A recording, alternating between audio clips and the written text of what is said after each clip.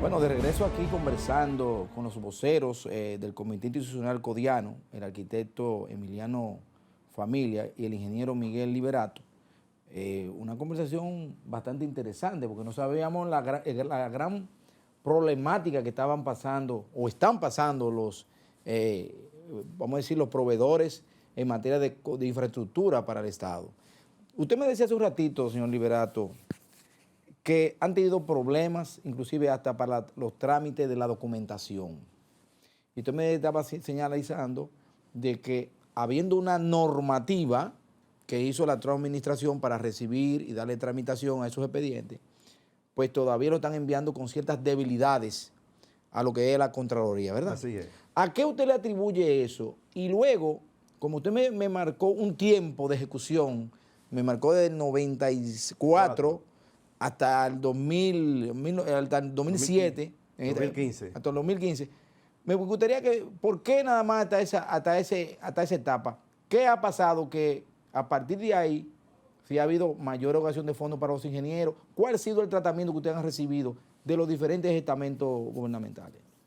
Mira, la problemática realmente comenzó a ser más aguda en el periodo gubernamental 1996-2000, el primer periodo gubernamental del PLD.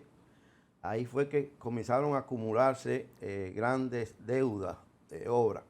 Incluso tenemos la referencia funesta de que en ese periodo fue que comenzaron los suicidios de los compañeros con deuda por cobrar. A la fecha se han contabilizado 19 subsidios de ingenieros. Del 96 a 2000. Al 2014, que fue el suicidio. El último. Que ocurrió en el baño de la OISO del arquitecto David Rodríguez. Entonces, el PLD comenzó a aumentar, a engrosar esa irresponsabilidad de liquidar trabajo realizado.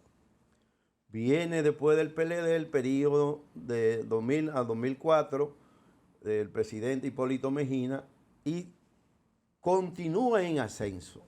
Incluso hay que citarlo porque eso es público. El presidente Mejía en una de las campañas políticas dijo que Balaguer le había enseñado a él que la deuda vieja no se pagaban y que las nuevas se hacían poner viejas. Un error porque eso... ¿Nunca se pagaron entonces? No, sí, bueno, nunca se pagaron, pero eso no fue Balaguer que lo dijo, vamos a hacer la aclaración. Eso fue una expresión que los historiadores le atribuyen al dictador Ulises Geró, Lilis. Y ese precedente parece que influenciaría también en la gestión del ingeniero Hernani Salazar, que fue que tuvo la OISO en ese periodo gubernamental, en el cual se produjo la mayor cantidad de deuda. Lo hemos citado, de que fue en ese periodo que se generó la mayor cantidad de deuda y la mayor cantidad de contratistas con deuda por cobrar. ¿De qué año es eso? 2000-2004. El gobierno del PRD, que nosotros llamamos la Casa Antigua del PRM. Luego, en los periodos gubernamentales que siguieron del PLD, se continuaron engrosando la deuda. Nosotros, en esos periodos, se registraron algunos pagos, pero realmente es conocida la historia de que en esos gobiernos hubo mucha extorsión, que exigían altas comisiones para pago. La mayoría de nosotros lo que tiene son obras pequeñas que en aquellos tiempos no eran apetecibles. Incluso yo tengo aquí una información de que de esos 65 contratistas, 28 tienen deuda menores de $1 millón por cobrar. ¿Cómo va a ser? Oye eso, 28. 9 tienen deuda menor de $2 millones. 7 menores de 3 millones. Y lo más que tienen hay 3 contratos que son los que tienen los mayores montos. Un contrato de supervisión de $30 millones y un contrato otro contrato de supervisión de 47 millones de pesos. Pero el gran mazo de obra tiene un monto insignificante. Y hay que decirlo, en los gobiernos del PLD, eso no eran montos apetecibles para tramitar pago de deuda. Además de, como dije, que se exigían altas comisiones. Este gobierno no podemos hacer ninguna acusación porque, primero, en este gobierno no se incluyen obras de viejas que están aglutinadas en el Comité Institucional Codiano. Y la política de transparencia del presidente Abinader parecería también que ha sido un freno para que se cometan acciones de extorsiones. Además de que el presidente Abinader dispuso casi al principio de su gobierno, su primer periodo, que a las instituciones contratantes no le asignaran fondos para pagar deuda vieja, que eso era una cantera de corrupción. Ahora, las deudas viejas se pagan solamente a través del Ministerio de Hacienda. Nosotros no tenemos información de que ocurran intentos de extorsión en estos momentos. Lo que sí, evidentemente, nosotros hemos encontrado cierta actitud de los funcionarios que no le prestan la importancia a esto, porque aparentemente no hay interés en solucionar el caso porque no hay interés para ello, porque no se explica que un tema tan sencillo en más de 4 años no se haya resuelto. Y el presidente, vuelvo y repito, ha empoderado a más de 8 funcionarios, altos funcionarios. Nosotros en diciembre del 2023 fuimos citados al Palacio, donde nos recibió una comisión que incluía a un asistente especial del presidente de la República, un viceministro administrativo de la presidencia, el viceministro del Tesoro, el viceministro administrativo y financiero del MIBET, representante de Obras Públicas, representante de INAPA, representante de la Contraloría General y otras instituciones. Y en 3 reuniones que sostuvimos, tanto en Palacio como en la sede del MIBET, esos funcionarios no mostraron el más mínimo interés de solucionar la encomienda del presidente. Incluso nosotros tuvimos agrias discusiones. Incluso recuerdo que cuando ellos argumentaban que nosotros no cumplíamos con los actuales requisitos legales ni con los requisitos de Hacienda, nosotros lo desmentimos. Porque primero, entre las obras que representa el Comité Institucional Codiano, hay unas 26 obras que fueron concebidas bajo los términos de la Ley 340-06 sobre compras y contrataciones públicas y una 69 que se concibieron antes de la promulgación de esa legislación. Okay. Cuando se habla de requisitos, de actuales requisitos legales, evidentemente se está haciendo referencia a la Ley 340-06. Pero ¿qué sucede? Esos requisitos se le deben aplicar solamente a las obras que se contrataron después de la promulgación de esa ley. Sí, porque no es retroactiva. Okay. Tú no puedes aplicar esa legislación retroactivamente a unas 69 obras. Incluso esa legislación establece en sus artículos finales que los contratos que hayan sido concebidos antes de la promulgación de esa ley deben ser tratados conforme al ordenamiento jurídico bajo el cual fueron concebidos. ¿Entiendes? Siguiendo en ese sentido, en esa reunión,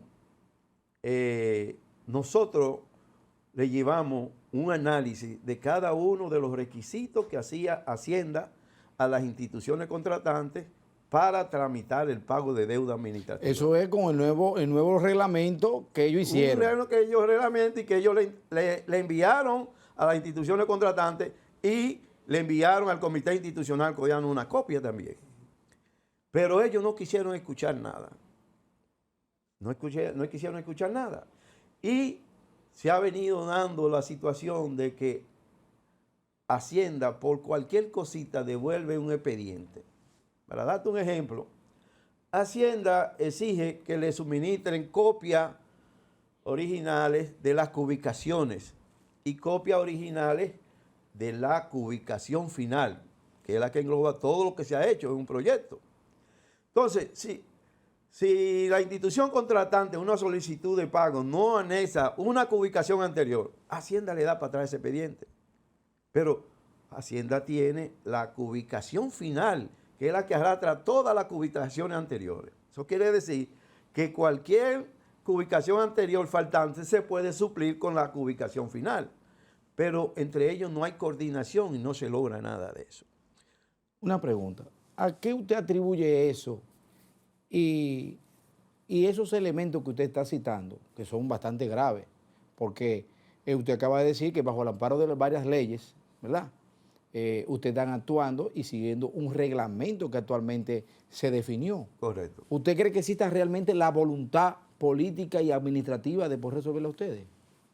Bueno, mira, nosotros entendemos que de parte del presidente hay voluntad, porque lo ha demostrado empoderando a varios funcionarios, no así con los funcionarios de las instituciones contratantes, básicamente. Y se puede incluir a Hacienda, porque se dan casos que enseñan el refajo, como dicen.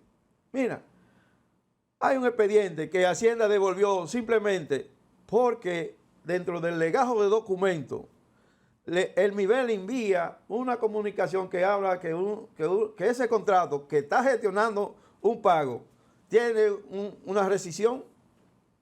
Tú te preguntas, bueno, pero ¿y qué tiene que ver una rescisión de un contrato con una solicitud de pago? Cuando se rescinde una obra, se supone que la institución contratante debe establecer un estado de situación y determinar si el contratista le debe a la institución o la institución le debe al contratista. Entonces, si usted está solicitando un pago que está ahí, que está reconocido, ¿por qué usted incluye un documento que nada tiene que ver con la tramitación del pago? Entonces, ahí es evidente de que se están utilizando triquiñuelas para retardar o quizás hasta impedir el pago. Porque los funcionarios, vuelvo y repito, los funcionarios no han mostrado el más mínimo interés. Mire, nosotros estamos reuniéndonos con el viceministro administrativo y financiero del MIBE desde el 2023, desde el principio del 2023. Y del 2020, sí. Y se le entregó un caso que no le falta absolutamente nada. Y nosotros lo instamos, demuestren la voluntad de que realmente se quiere pagar. Miren, ahí está ese expediente, tiene todo. De esos expedientes se han inventado cosas. Desaparecieron, por ejemplo, una certificación de recepción final de obra, que ellos se reputa que tienen que tener en los archivos. Pero después se demostró que fue un mamotreto porque no hicieron la diligencia del lugar para buscar dónde estaba esa acta de recepción final. Nosotros tuvimos que recurrir a la Oficina de Libre Acceso a la Información para conseguir una acta de recepción provisional, la cual decía que todo había sido ejecutado conforme al contrato, con la calidad pagada, con todas las especificaciones técnicas. ¿Ve? Y que esa certificación era provisional hasta tanto el contratista interesado le aportara a la institución una póliza de vicios ocultos. Oye, pero ¿qué pasa?